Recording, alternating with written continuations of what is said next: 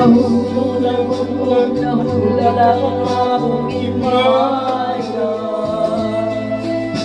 Nahugno nahulak sa imo pamilya.